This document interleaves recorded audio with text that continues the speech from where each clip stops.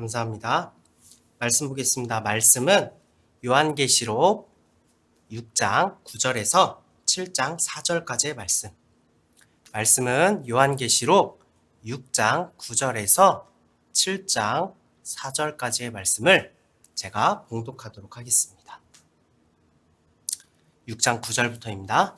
다섯째 인을 떼실 때에 내가 보니 하나님의 말씀과 그들이 가진 증거로 말미암아 죽임을 당한 영혼들이 제단 아래에 있어 큰 소리로 불러 이르되 거룩하고 참되신 대주제여 땅에 거하는 자들을 심판하여 우리 피를 갚아주지 아니하시기를 어느 때까지 하시려 하나이까 하니 각각 그들에게 흰 두루마기를 주시며 이르시되 아직 잠시 동안 쉬되 그들의 동무 종들과 형제들도 자기처럼 죽임을 당하여 그 수가 차기까지 하라 하시더라. 내가 보니 여섯째 인을 떼실 때에 큰 지진이 나며 해가 검은 털로 짠 상복같이 검어지고 달은 온통 피같이 되며 하늘의 별들이 무화과 나무가 대풍에 흔들려 설익은 열매가 떨어지는 것 같이 땅에 떨어지며 하늘은 두루마리가 말리는 것 같이 떠나가고 각 섬과 섬이 제 자리에서 옮겨짐에 땅의 임금들과 왕족들과 장군들과 부자들과 강한 자들과 모든 종과 자유인이 굴과 산들의 바위 틈에 숨어 산들과 바위에게 말하되 우리 위에 떨어져 보좌에 앉으신 이의 얼굴에서와 그 어린 양의 진노에서 우리를 가리라. 그들의 진노의 큰 날이 이르렀으니 누가 능히 서리오 하더라. 7장 1절입니다. 이일 후에 내가 내 천사가 땅 내 모퉁이에 선 것을 보니 땅이 사방의 바람을 붙잡아 바람으로 하여금 땅에나 바다에나 각종 나무에 불지 못하게 하더라. 또 봄에 다른 천사가 살아계신 하나님의 인을 가지고 해 돋는 데부터 올라와서 땅과 바다를 해롭게 할 권세를 받은 내 천사를 향하여 큰 소리로 외쳐 이르되 우리가 우리 하나님의 종들의 이마에 인치기까지 땅이나 바다나 나무들을 해하지 말라 하더라. 내가 인침을 받은 자의 수를 들으니 이스라엘 자손의 각 지파 중에서 인침을 받은 자들이 14만 4천이니. 아멘. 자, 오늘의 말씀은 일곱인 그리스도의 구원, 일곱인 그리스도의 구원이라는 제목으로 말씀을 증거하도록 하겠습니다. 그리스도의 몸된 교회로서 그의 지체로서 진정한 행복을 누리며 살아오고 계십니까? 아멘. 행복하지 않더라도 성령 하나님이 우리를 행복하게 만드실 것입니다. 그것을 믿고 견디고 싸우고 이기시기 바랍니다. 제가 요한계시록에서 설명드렸죠. 우리가 힘든 이유 당연하다. 저 원수마귀와 싸야 하니. 그러나 괜찮다. 하나님이 다 머리를 부수시고 이미 심판하셨기 때문에 우리를 이긴 자로 만드시기 위해서 우리를 의도적으로 싸움을 붙이신 것입니다. 우리는 성령 하나님으로 든든히 이길 수 있습니다. 우리가 하나님을 알고 하나님을 믿고 구원에 이르기까지의 과정이 수영과 참 많이 닮았다는 생각을 하게 됩니다. 누구나 처음에는 물에 들어가기 두려워하죠. 땅에 서 있을 때에는 아무렇지 않게 원하는 때 사실 의식할 수도 없을 만큼 너무 당연하게 숨을 쉬었지만 물에서는 숨 쉬는 것조차 호흡법을 배우지 못하면 너무나도 힘든 일입니다. 그조차 미숙한 채 깊은 물속으로 가면 정말 생명이 위험할 수도 있습니다. 물속에서는 움직이는 것 또한 쉽지가 않죠. 원하는 곳이 저 가까이에 있어도 그곳까지 도달하려면 정말 몸부림을 쳐야 하고 속도도 참 나지가 않아요. 힘껏 하며 열심히 했는데 1m도 못 가는 것이 바로 수영입니다. 아마 수영을 처음 배우신 분들은 이 말에 굉장히 공감을 하실 것입니다. 저는 수영을 꽤 잘하는 편이라서 많은 분들에게 수영을 알려드렸었는데 그 중에는 정말 대단하시고 존경받는 분들도 계셨습니다. 그런데 이런 분들도 물에 들어가면 다 똑같습니다. 살기 위해 숨을 헐떡이고 발버둥 치는 모습을 바라보게 됩니다. 수영을 잘하는 사람이든지 미숙한 초보라고 할지라도 모두에게 언제나 매 순간 반드시 요구되는 것은 바로 호흡입니다. 우리가 수영을 배우는 이유는 물에서 안전하게 호흡하고 원하는 곳을 수영을 통해 도달하기 위함일 것입니다. 호흡은 생명과 직결됩니다. 호흡하지 못하면 그 누구라도 아무리 선을 행하고 존경받는 사람이라고 할지라도 호흡하지 못하면 죽습니다. 우리는 이 죄악의 세상이라는 바다에 빠져 있고 예수 그리스도가 나의 호흡임을 여러분 믿으십니까? 아멘.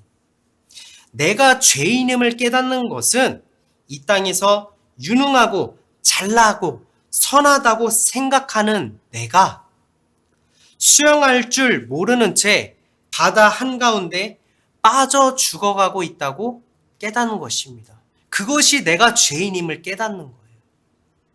내가 오직 예수가 필요하다고 깨닫는 것은 죽어가는 저 바다에서 죽어가고 있는 나를 즉시로 그 손을 내밀어서 건져내실 분이 오직 예수님임을 깨닫는 것입니다.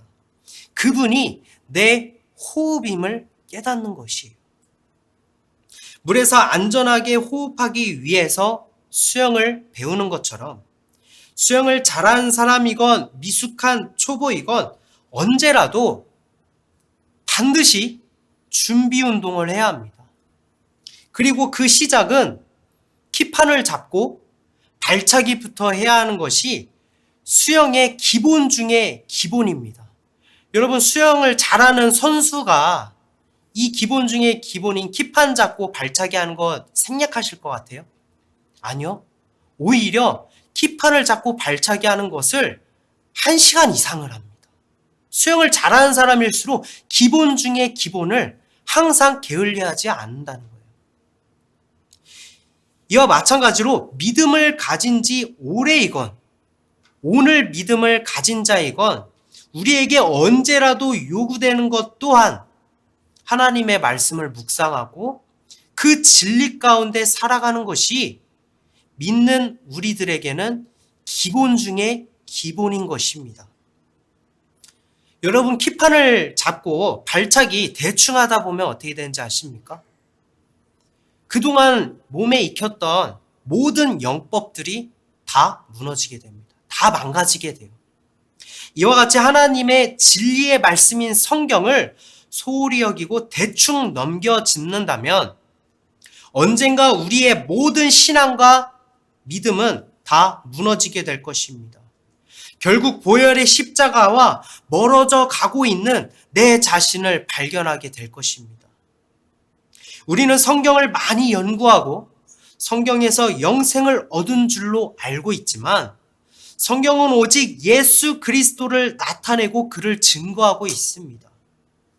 그리고 예수님께서는 십자가에서 모든 것을 다 이루셨다 말씀하시고 구하는 이들에게 성령을 주시겠다고 우리에게 약속하셨습니다. 하나님이 예수님이고 예수님이 성령 하나님이심은 우리가 말로는 고백하지만 여러분 안에 거하시는 성령이 예수 그리스도의 재림임을 여러분 알지 못하십니까? 우리는 지난 시간 자신의 의로움과 믿음의 신앙을 굳게 지키며 하나님 경외하기를 자신했던 저 바리새인들이 정작 구원자이신 예수님을 멸망에 가증한 것으로 여기며 십자가에 못 박았고 마치 이 땅에 재앙이 임하는 것처럼 보여지는 네 가지 말의 그 의미는 이 땅에 오셔서 우리를 위해 십자가를 짊어지시고 모든 것을 이루신 그날에 영적인 비밀을 나타내고 있다라고 제가 말씀드렸습니다. 오늘은 요한계시록의 5번째 인부터 6째 인과 바람을 잡은 네 천사가 무엇을 의미하는지, 그리고 이 요한계시록이 욥기서와는 어떠한 연관성이 있는지, 이 모든 것들이 우리를 향하신 예수 그리스도의 구원이 어떻게 담겨 있는지를 한번 살펴보는 시간이 되었으면 좋겠습니다. 오늘 본문의 말씀 요한계시록 6장 9절 10절의 말씀입니다.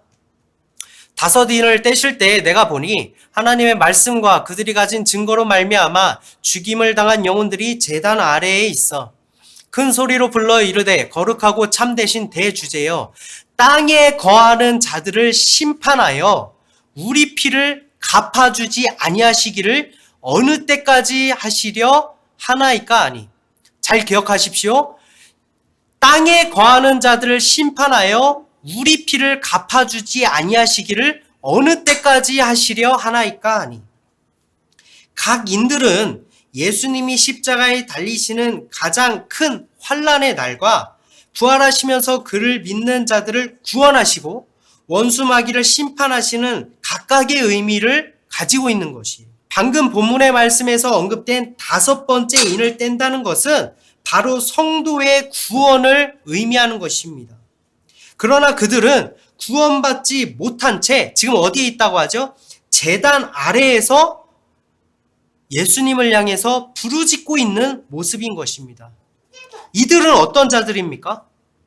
하나님의 말씀과 그들이 가진 증거, 즉 자신들을 구원하실 거라는 하나님의 언약을 믿는 자들입니다. 그 때문에 죽임을 당했다는 거예요. 그 때문에 지금 제단 아래에서 주를 향해서 호소하고 있다라는 거예요. 요한복음 3장 5절의 말씀입니다. 예수께서 대답하시되 진실로 진실로 내게 이르노니 사람이 물과 성령으로 나지 아니하면 하나님의 나라에 들어갈 수 없느니라. 아멘. 오직 예수 그리스도를 통하지 않고서는 그 누구도 하나님 나라에 들어갈 수 없습니다. 간혹 예수님이 이 땅에 오시기 전에 사람들은 선한 일을 많이 하면 그 사람들은 형벌을 참작해 주거나 그 형편을 봐주셨을 것이다 라고 말씀하시는 분들이 계시는데, 오직 예수가 아니면 우리를 구원할 이는 없습니다. 출애굽기 34장 10절의 말씀입니다. 여호와께서 이르시되 보라 내가 언약을 세우나니 곧 내가 아직 온 땅 아무 국민에게도 행하지 아니한 이적을 너희 전체 백성 앞에 행할 것이라. 내가 머무는 나라 백성이 다 여호와의 행하심을 보리니 내가 너를 위하여 행할 일이 두려운 것임이니라. 아멘. 오직 예수 그리스도를 통하지 않고서는 우리는 하나님 나라에 갈 수 없다라고 말씀드렸죠. 출애굽기 34장 10절의 말씀도 이와 동일합니다. 하나님과의 언약을 새긴 첫 번째 돌판이 있었죠. 하나님께서 그 첫 번째 돌판은 친히 준비하시고 그 돌판에 친히 적어주신 것이었지만, 이스라엘의 죄악을 목격한 모세는 그 돌판을 산 아래에 던져서 자신의 손으로 그 돌판을 깨트려 버리죠. 그 돌판은 예수 그리스도를 예표하는 것이고, 산 아래로 던져 깨트린 것은 바로 십자가의 고난을 예표하는 것입니다. 그러나 두 번째 언약을 다시 세우실 때에는 하나님께서 그 돌판을 모세에게 친히 준비하라고 말씀하십니다. 그래서 그 모세는 그 돌판을 준비하여서 그 돌판을 품에 안고 산에 오르기 시작합니다. 새 언약은 죄인이 예수 그리스도를 품에 안은 채 하나님께로 나아갈 때 그 언약이 세워지고 성취된다는 것을 의미하는 거예요. 그 새 언약이 10절에서 어떻게 기록되고 있죠? 아직 온 땅에 아무 국민에게도 행하지 아니한 이적, 그리고 그 행할 일이 두려운 것이라고 말씀하십니다. 그것은 천지를 지으신 하나님께서 우리의 죄를 위해서 십자가에 달려 죽으시는 날, 가장 큰 환난의 날이기 때문입니다. 여러분, 성경을 넘겨 짚었지만 이미 출애굽기 34장 10절에서도 이 언약이 기록되고 있었다라는 거예요. 구약에서는 아직 예수 그리스도를 몰랐고 너무나도 긴 세월 동안에 그 구원을 기다려야만 했어요. 모든 삶으로 하나님을 경외했던 그들에게 이 구원만큼 간절한 것은 없었습니다. 긴 세월 고난 속에서도 구원의 그날이 이르지 못했다는 사실은, 그 날을 알 수 없다라는 사실은 이들에게 큰 절망이었고, 그 아픔을 그린 것이 바로 욥기서인 것입니다. 욥기서 23장 16, 17절의 말씀입니다. 하나님이 나의 마음을 약하게 하시며 전능자가 나를 두렵게 하셨나니 이는 내가 두려워하는 것이 어둠 때문이나 흑암이 내 얼굴을 가렸기 때문이 아니로다. 우리는 하나님께서 의롭다 칭하신 욥이 많은 고난을 이유 없이 당했던 일을 의아해하죠. 그리고 그의 아픔에 우리의 신앙과 연결하여서 우리는 욥의 고난을 공감하려고 하고 있지만 욥의 절망은 육신이 겪은 고난 때문이 아니었다라는 거예요. 우리가 일상생활을 하면서 겪은 이러한 육신의 고난 때문에 욥이 힘들었다라는 것이 아니에요. 욥이 힘들었던 이유는 그 어둠이나 흑암 때문에 내 얼굴을 가렸기 때문이 아니라는 거예요. 그의 대답은 어땠습니까? 24장 1절의 말씀입니다. 어찌하여 전능자는 때를 정해놓지 아니하셨는고 그를 아는 자들이 그의 날을 보지 못하는고. 욥의 탄식과 절규는 바로 이 제단 아래에서 아직 구원받지 못한 채 원수 마귀의 심판을 바라는 성도를 의미하는 것입니다. 까마득한 세월 동안의 구원자의 기다림, 그리고 구원의 날을 알지 못하는 그 절망, 욥기서는 이 성도들을 기록하고 있는 것이 계시록 6장 11절의 말씀입니다. 각각 그들에게 흰 두루마기를 주시며 이르시되 아직 잠시 동안 쉬되 그들의 동무 종들과 형제들도 자기처럼 죽임을 당하여 그 수가 차기까지 하라 하시더라. 아멘. 예수님께서 이들에게 흰 두루마기를 주셨다는 것은 이들의 죄를 씻어주셨다는 것을 의미합니다. 죄의 씻음이 없는 자들은 인치심을 받을 수 없기 때문입니다.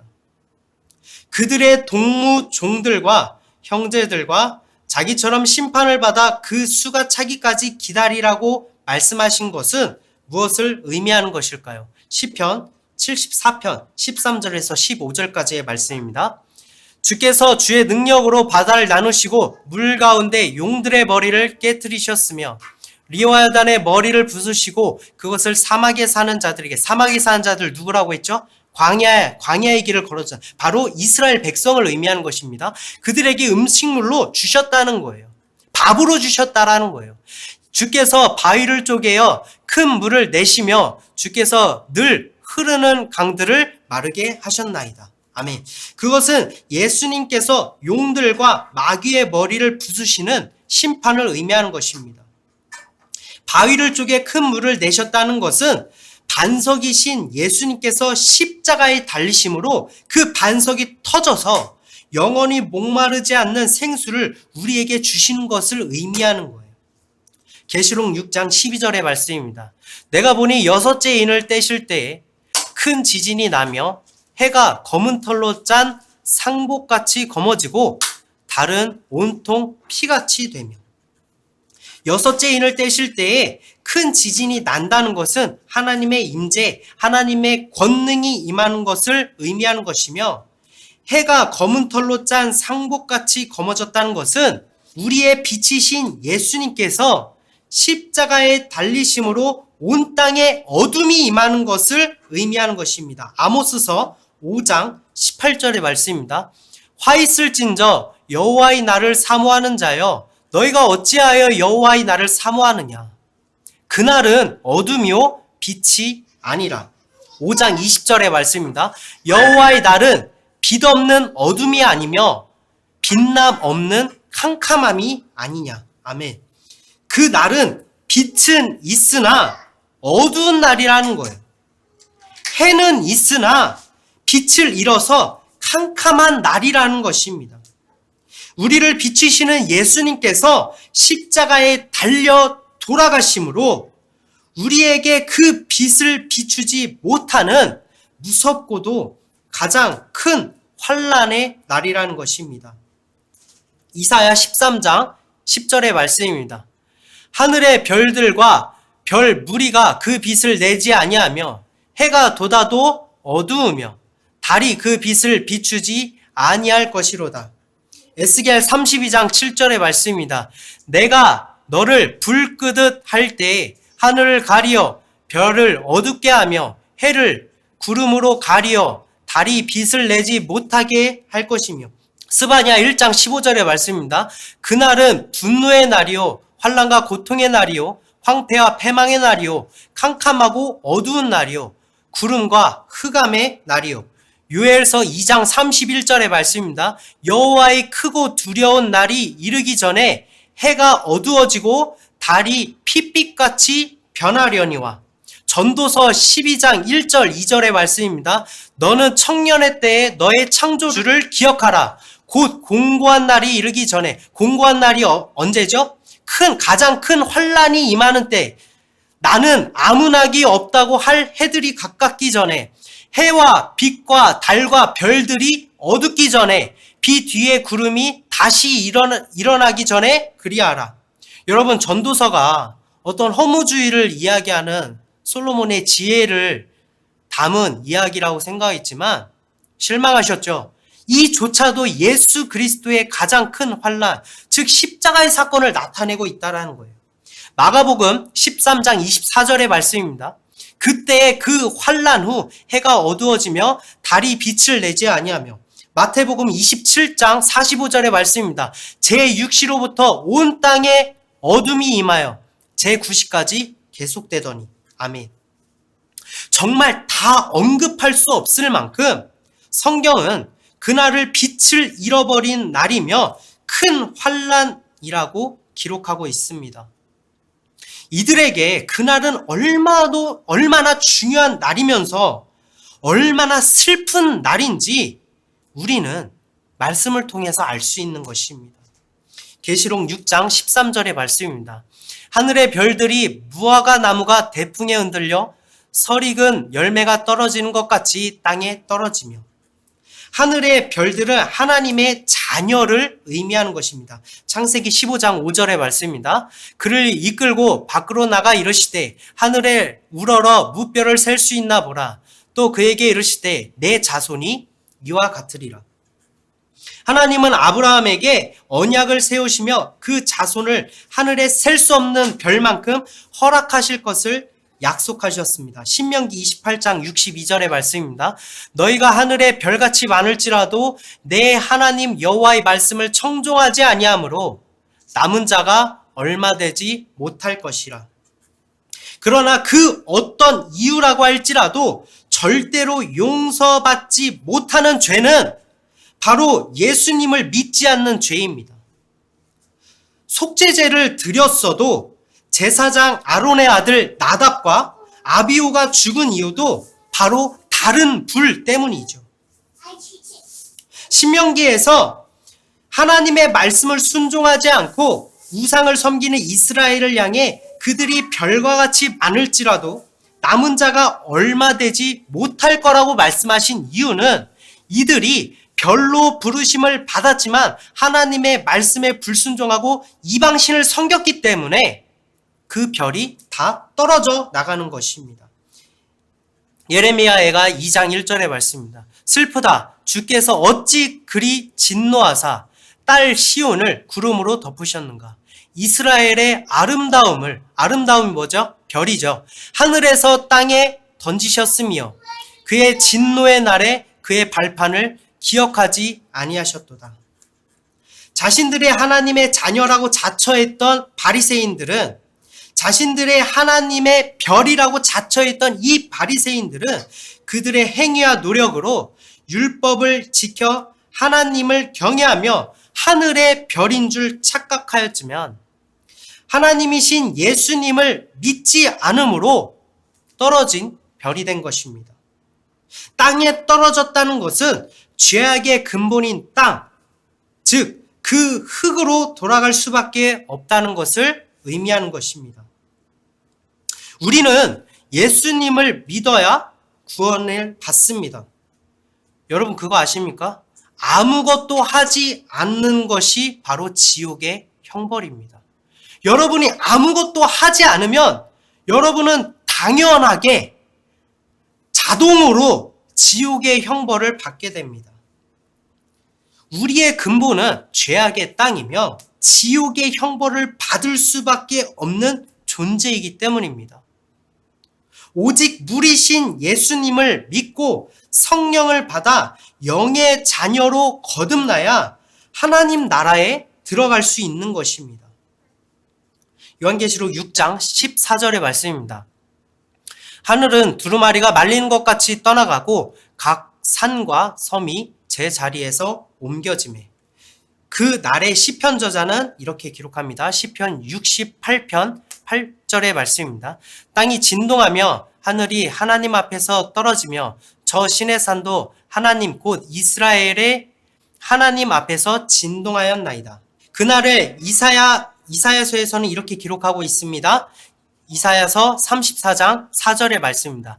하늘의 만상이 사라지고 하늘들이 두루마리같이 말리되 그 만상의 쇠잔함이 포도나무 잎이 마름 같고 무화과나무 잎이 마름 같으리라. 이사야서 65장 17절의 말씀입니다. 보라 내가 새하늘과 새 땅을 창조하나니 이전 것은 기억되거나 마음에 생각나지 아니할 것이라. 아멘. 옛 땅과 옛 하늘은 율법을 의미하며 예수님께서 우리를 위해 십자가를 지시고 모든 것을 이루심으로 새하늘과 새 땅을 이루시고 우리에게 그것을 선물로 주신 것입니다. 더 이상 율법의 행위로서가 아니라 예수 그리스도의 십자가로서 구원에 이를 수 있다는 거예요. 하늘이 두루마리가 말리고 각 산과 섬이 제자리에서 옮겼다는 것은 이 율법의 세대가 지나가는 것을 의미하고 있는 것입니다. 오늘 본문의 말씀 계시록 6장 15절에서 16절의 말씀입니다. 땅의 임금들과 왕족들과 장군들과 부자들과 강한 자들과 모든 종과 자유인이 굴과 산들의 바위 틈에 숨어 산들과 바위에게 말하되 우리 위에 떨어져 보좌에 앉으신 이의 얼굴에서와 그 어린 양의 진노에서 우리를 가리라. 큰 환난의 날에 하나님의 진노가 임할 때 땅에 속한 자들, 즉 임금을 자처하며 자신의 의로움을 높이는 바리새인들과 스스로 죄를 이길 수 있다고 자처하며 자신을 장군처럼 여기고 심령이 가난하지 못하며 스스로 행할 수 있다고 자처하는 부자와 강한 자들, 그리고 여전히 마귀의 종노릇이며 그리스도의 진리의 울타리에서 벗어나 자신들이 자유롭다고 여기는 그 모든 자들이 그 진노의 날에 떨며 바위에 몸을 숨기지만 그러한 중에도 바위를 우상 삼아 그들에게 자신의 목숨을 지켜달라고 하고 있는 모습인 것입니다. 이사야서 2장 6절에서 10절의 말씀입니다. 주께서 주의 백성 야곱 족속을 버리셨음은 그들에게 동방 풍속이 가득하며 그들이 블레셋 사람들 같이 점을 치며 이방인과 더불어 손을 잡아 언약하였음이라. 그 땅에는 은금이 가득하고 보화가 무한하며 그 땅에는 마필이 가득하고 병거가 무수하며, 지금 부자와 어떤 장군을 의미하고 있는 것이죠. 그 땅에는 우상도 가득하므로 그들이 자기 손으로 짓고 자기 손가락으로 만든 것을 경배하며 천한 자도 절하며 귀한 자도 굴복하오니 그들을 용서하지 마옵소서. 너희는 바위 틈에 들어가며 진토에 숨어 여호와의 위엄과 그 광대하심의 영광을 피하라. 아멘. 예수님의 십자가 사건은 단지 십자가라는 사형틀에서 예수님께서 우리의 죄를 위해 십자가를 지신 것뿐만이 아니라 승리하심으로 사망과 음부의 열쇠 그 권능을 받아서 영원토록 잠든 성도들을 구원하시고 마귀를 심판하시는 날인 것입니다. 제가 앞서서 계속 예언서를 말씀을 찾고 찾아가면서 하는 이유가 모든 것이 오직 예수 그리스도를 향하고 있고 예수 그리스도가 십자가를 지시는 가장 큰 환난의 날에 모든 것을 다 이루셨기 때문입니다. 계시록 6장 17절의 말씀입니다. 그들의 진노의 큰 날이 이르렀으니 누가 능히 서리요 하더라. 여러분, 욥 또한 이 모든 것을 이루실 분이 오직 하나님밖에 없다는 것 또한 알았습니다. 욥기 23장 13절에서 15절의 말씀입니다. 그는 뜻이 일정하시니 누가 능히 돌이키랴. 그의 마음에 하고자 하시는 것이면 그것을 행하시나니 그런즉 내게 작정하신 것을 이루실 것이라. 이런 일이 그에게 많이 있느니라. 그러므로 내가 그 앞에서 떨며 지각을 얻어 그를 두려워하리라. 아멘. 여러분, 이 욥의 심정이 이해가 가십니까? 욥은 앞서 그날이 언제일지 한 치 앞도 알 수 없어서 너무 답답하고 너무나도 힘든 고통 가운데 있었지만 이조차도 하나님 외에는 아무도 이룰 수 없다는 것 또한 알고 있던 것이 바로 욥이었어요. 그래서 그의 말 한마디 한마디가 그의 구원을 기다리는 기도였던 것입니다. 내가 그래도 의지할 분이 하나님밖에 없다라는 것. 그 자리에서 모든 고난을 감당하면서 그는 구원을 기다렸던 것입니다. 계시록 7장 1절의 말씀입니다. 이 일 후에 내가 내 천사가 땅 내 모퉁이에서 선 것을 보니 땅이 사방의 바람을 붙잡아 바람으로 하여금 땅에나 바다에나 각종 나무에 불지 못하게 하더라. 아멘. 내 천사가 땅의 내 모퉁이에서 서서 땅의 사방의 바람을 붙잡는데 이 내 천사는 땅과 바다를 해롭게 할 권세를 받은 천사라고 이 성경에선 기록하고 있죠. 즉 하나님의 재앙을 의미하고 있는 것입니다. 예레미야 25장 32절의 말씀입니다. 만군의 여호와께서 이와 같이 말씀하시니라. 보라, 재앙이 나서 나라에서 나라에 미칠 것이며 큰 바람이 땅 끝에서 일어날 것이라. 아멘. 그리고 우리는 이 대목에서 다시 욥기서를 주목할 필요가 있습니다. 여러분, 욥은 어떤 사람이었죠? 여러분이 욥기서를 읽은 것들을 잘 곱씹어 보면서 한번 생각해 보십시오. 하나님 앞에서 의로운 사람이었죠. 하나님도 그가 의롭다라고 인정해 주셨죠. 그는 자신의 자녀들을 위해서 그들이 잔치가 끝나면 그들을 성결하기 위해서 번제를 드렸던 자입니다. 즉, 중보자의 역할을 했던 자예요. 자녀들의 중보자의 역할을 했던 자입니다. 제사장의 역할을 했던 자예요. 구약에서 중보자의 역할을 했던 자가 또 누가 있죠? 모세가 있잖아요. 모세. 이스라엘 백성이 우상 숭배로 죄악에 저지르고 하나님의 말씀에 불순종했을 때 하나님은 그들을 치시려 하자 모세가 어떻게 했습니까? 그들의 죄를 사하여 달라고 하면서 그렇지 않으면 자신을 생명책에서 지워달라고 요청합니다. 하나님은 재앙은 거두셨으나 그들의 죄를 사해 주시지는 않았습니다. 보응하신다라고 말씀하셨죠. 모세는 중보자의 역할을 자처했지만 그때 죄악을 저지른 이스라엘 백성들은 결국 어떻게 됐죠? 기업의 땅에 들어가지 못하고 광야에서 다 죽었잖아요. 오직 예수 그리스도를 통한 구원이 아니고서야 죄 사함을 받을 수 없고 하나님 나라에 들어갈 수 없는 거예요. 욥기서 1장 16절의 말씀입니다. 그가 아직 말하는 동안에 또 한 사람이 와서 아뢰되 하나님의 불이 하늘에서 떨어져서 양과 종들을 살라버렸나이다. 나만 홀로 피하였으므로 주인께 아뢰러 왔나이다.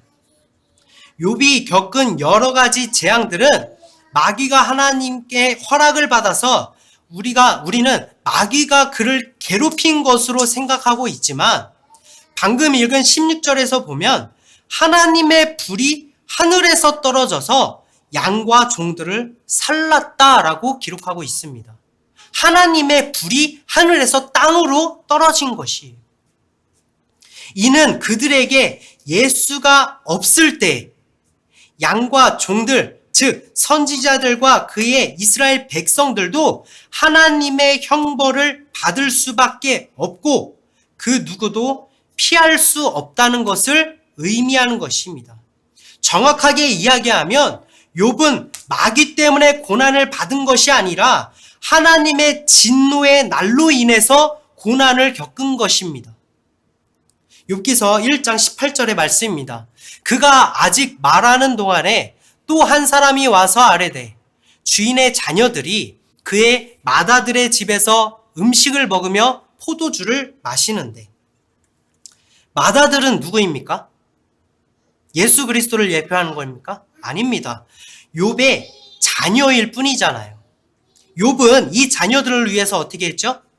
성결하게 위해서, 그들을 위해서 대신 번제를 드렸던 자들이에요.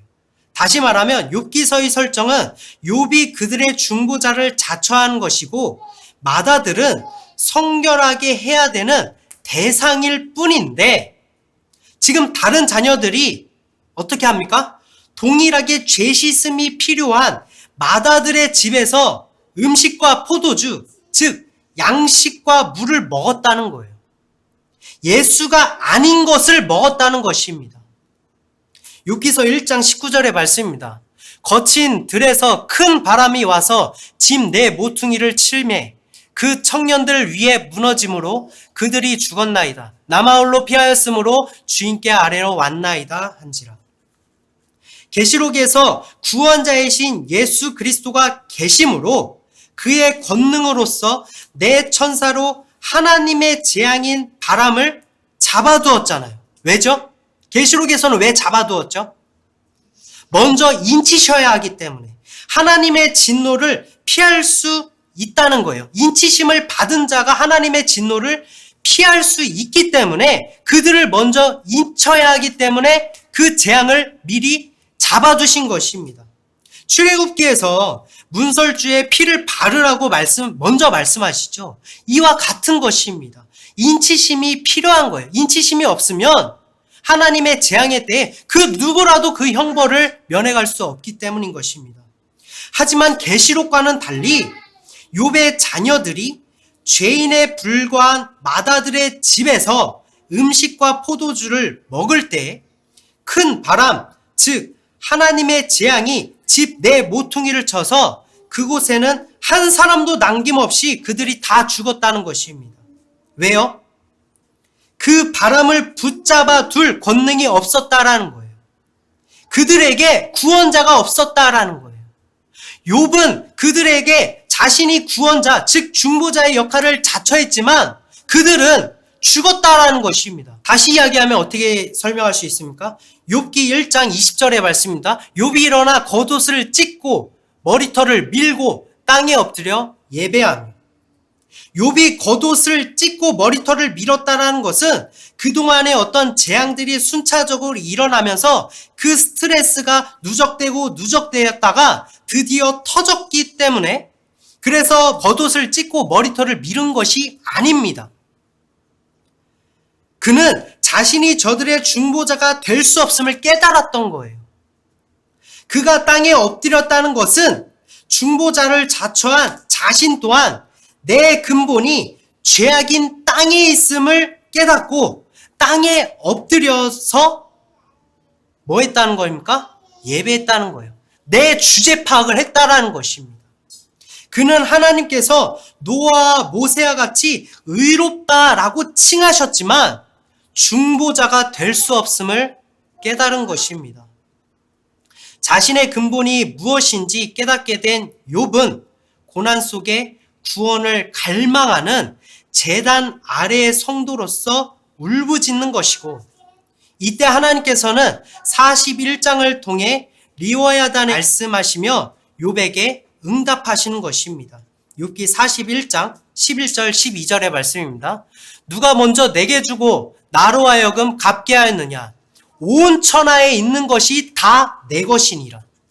내가 그것이 뭐죠? 리워야단이죠. 리워야단의 웅장함과 그 강인함을 설명하시면서 지금 뭐라고 말씀하시면 내가 그것의 지체와 그것의 큰 용맹과 늠름한 체구에 대하여 잠잠하지 아니하리라.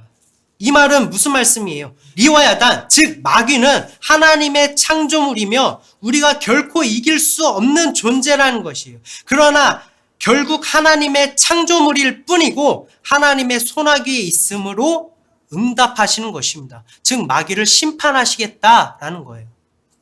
마귀를 심판하심은 욥기와 계시록에서는 지금 동일하게 기록되고 있으나 욥기에서 바람이 내 모퉁이를 쳐서 욥의 자녀들이 죽은 것, 그리고 계시록에서 바람, 즉 재앙을 천사들이 잡아둔 것, 이 다른 이유는, 그 차이가 있는 이유는 바로 구원자이신 예수 그리스도가 있고 없고의 명확한 차이를 그리고 있는 거예요. 누가 구원자인지를 하나님께서는 그 어떤 시대라고 할지라도 지금 동일하게 선포하고 계시는 것입니다.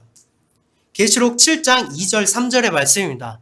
또 봄에 다른 천사가 살아계신 하나님의 인을 가지고 해 돋는 대로부터 올라와서 땅과 바다를 해롭게 할 권세를 받은 네 천사를 향하여 큰 소리로 외쳐 이르되 우리가 우리 하나님의 종들의 이마에 인치기까지 땅이나 바다나 나무들을 해하지 말라 하더라. 아멘. 계시록에서는 네 천사가 하나님의 재앙을 잡아둔 이유가 바로 이 예수 그리스도 때문인 것입니다. 예수님이 우리의 구원자가 되셨기 때문이에요. 예수님께서 십자가에 달리시고 보혈의 피를 흘리심으로 우리를 정결하게 하시고 우리를 하나님의 진노로부터 지키시기 위해서 큰 재앙이 일어나기 전에 우리를 십자가를 통해서 인치셨다라는 것을 의미하는 것입니다. 오늘날 그 인치심이 우리에게 어떻게 증거되고 있습니까? 에베소서 1장 13절 14절의 말씀입니다. 그 안에서 너희도 진리의 말씀 곧 너희의 구원의 복음을 듣고 그 안에서 또한 믿어 약속의 성령으로 인치심을 받았으니 이는 우리의 기업의 보증이 되사 그 얻으신 것을 속량하시고 그의 영광을 찬송하게 하려 하심이라. 아멘. 이 모든 사건이 성경의 모든 일이 완성이 오늘 바로 예수 그리스도의 성령이신 거예요. 내 안에 성령이 임할 때 성경의 모든 언약이 성취되는 것이 내 안에 각인되는 것이고 내 안에 성령이 임할 때 나를 인치심으로 나를 하나님의 진노로부터 건져내신다는 거예요. 내 안에 성령이 임할 때 영원의 세월 동안 제단 아래에서 사망에 짓눌려서 고통 속에서 울부짖던 성도들에게 주어진 바로 그 구원이 나에게 임한다라는 것입니다. 내 안에 성령이 임할 때 아버지여, 내가 이 아이를 위하여 대신 십자가를 짊어지지 않았습니까? 당신의 모든 진노를 내가 십자가에서 감당하지 않았습니까? 나는 이 아이를 너무 사랑하여서 구원받기를 원하오니 아버지여 부디 나를 사랑하시듯 이 아이도 사랑하시고 그 진노를 거두소서. 이 말씀을 하시는 분이, 이러한 중보를 하시는 분이 바로 여러분 안에 계시는 성령이신 거예요. 나의 중보자가 되시는 예수 그리스도의 영이 바로 성령인 것이고 여러분 안에 계시는 성령이 바로 모든 것을 이루신 예수님의 재림인 것입니다. 모든 성경은 예수 그리스도를 증거하고 있으며 나를 위해 십자가를 짊어지심으로 모든 것을 이루시고 우리를 구원하신 예수 그리스도가 바로 여러분 안에 거하고 있다는 것입니다. 여러분, 이것이 우리의 기본 중에 기본이며 우리의 매일 매 순간의 호흡인 것입니다. 그리스도의 영이 없이는 결코 하나님의 나라에 들어갈 수 없기 때문입니다. 성도 여러분, 구하는 자들에게 반드시 주실 거라고 약속하신 이 성령을 간절하게 구하시기 바랍니다. 예수님이 여러분을 위해서 자신의 몸을 찢고 십자가에 달리셨는데 여러분에게 좋은 것으로 주시는 하늘 아버지이신데 여러분이 구하시면 성령을 주시지 않겠습니까? 잠시 기도한 시간 갖도록 하겠습니다.